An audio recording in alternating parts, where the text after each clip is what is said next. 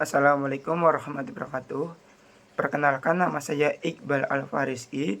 Saya berasal dari Universitas Pancasakti Tegal, program studi ilmu pemerintahan semester 5.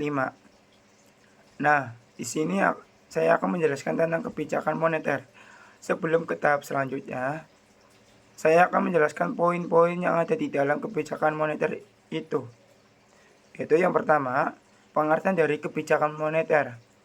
Yang kedua, tujuan kebijakan moneter. Yang ketiga, jenis-jenis kebijakan moneter. Yang keempat, instrumen kebijakan moneter. Yang kelima, perbedaan kebijakan moneter dan fiskal. Nah, di sini saya akan menjelaskan pengertian dari kebijakan moneter. Kebijakan moneter adalah tindakan yang diambil oleh otoritas moneter seperti bank sentral untuk mengendalikan jumlah uang yang beredar dan suku bunga dalam upaya mencapai tujuan ekonomi tertentu, seperti stabilitas harga, pertumbuhan ekonomi, dan tingkat pekerjaan yang optimal. Selanjutnya, tujuan kebijakan moneter. Tujuan kebijakan moneter yaitu ada poin-poinnya, yaitu yang pertama, stabilitas harga.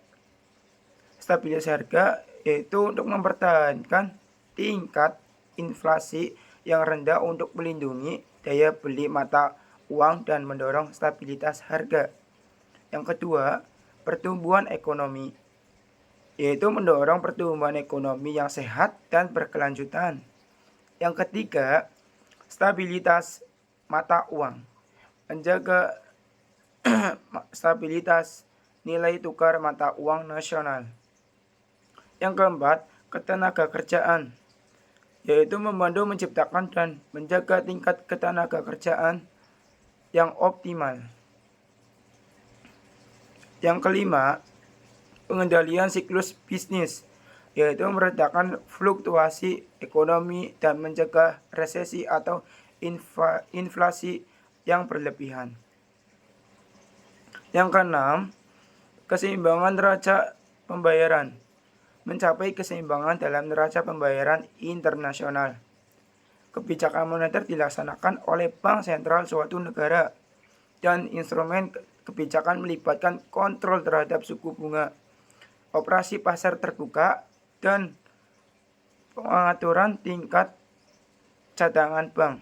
Antara lain, yaitu tujuan-tujuannya ini dapat bervariasi sedikit tergantung pada kondisi ekonomi dan preferensi kebijakan pemerintah. Tujuan ini sebagaimana tercantum dalam Undang-Undang Nomor 3 Tahun 2004 Pasal 7 tentang Bank Indonesia.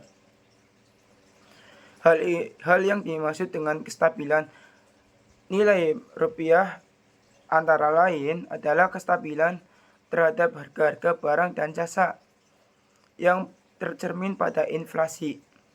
Untuk mencapai tujuan tersebut, sejak tahun 2005, Bank Indonesia menerapkan kerangka kebijakan moneter dengan inflasi sebagai sasaran utama kebijakan moneter, dengan menganut sistem nilai tukar yang mengambang.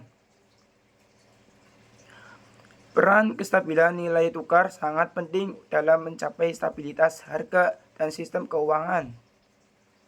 Oleh karenanya, Bank Indonesia juga menjalankan kebijakan nilai tukar untuk mengurangi volatilitas nilai tukar yang berlebihan, bukan untuk mengarahkan nilai tukar pada level tertentu. Dalam pelaksanaannya, Bank Indonesia memiliki kewenangan untuk melakukan kebijakan moneter melalui penetapan sasaran-sasaran moneter, seperti yang beredar atau suku bunga, dengan tujuan utamanya menjaga sasaran laju inflasi yang ditetapkan oleh pemerintah.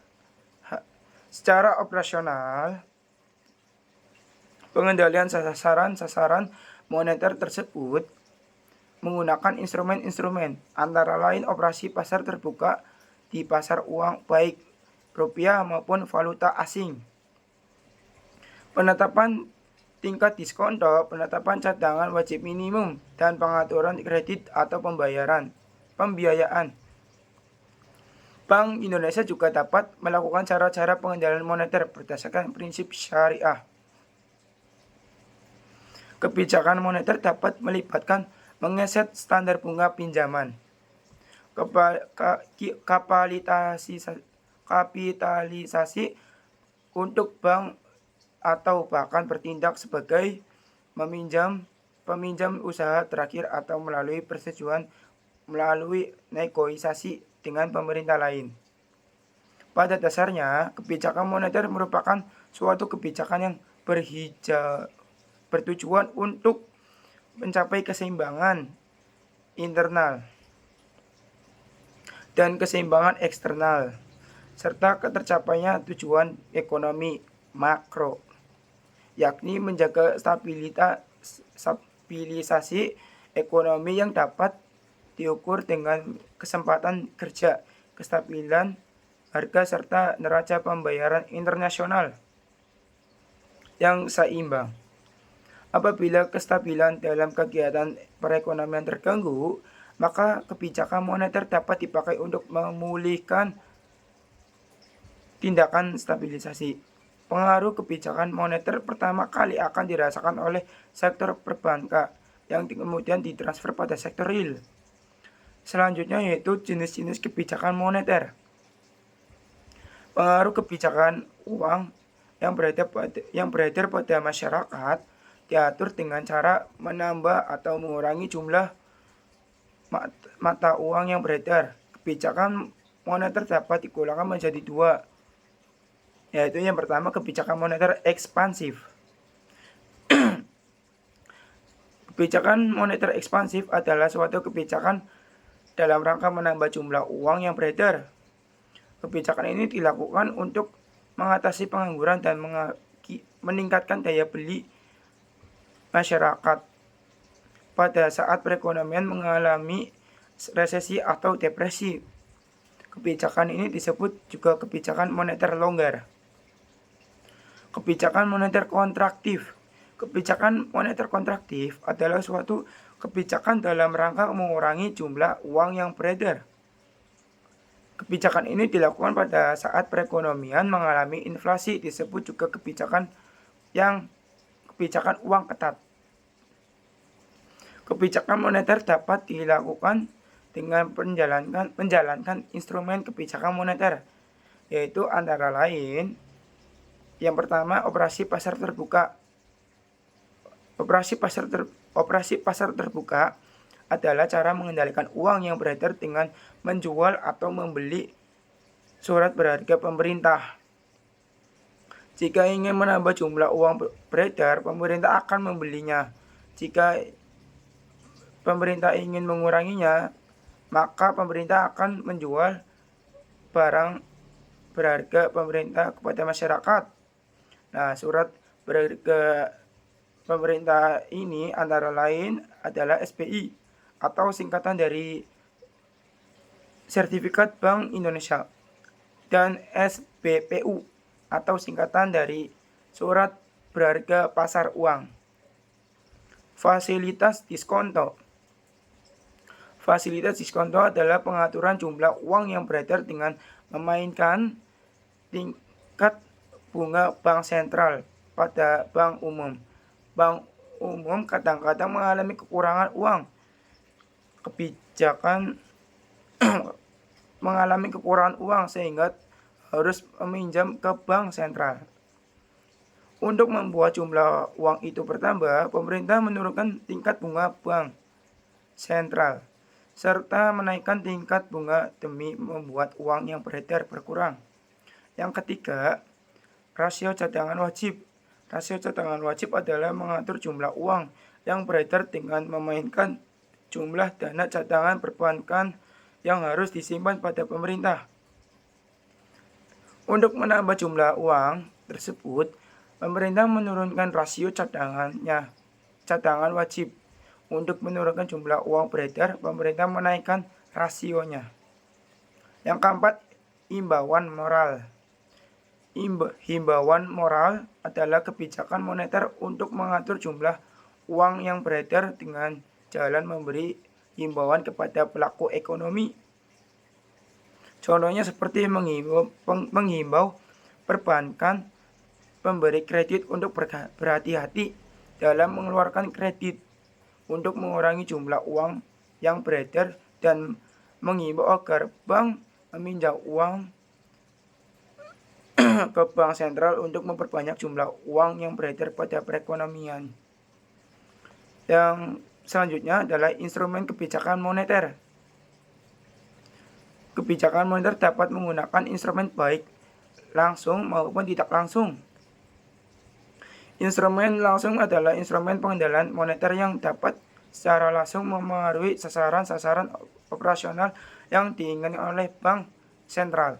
Dua hal utama yang dikendalikan adalah suku bunga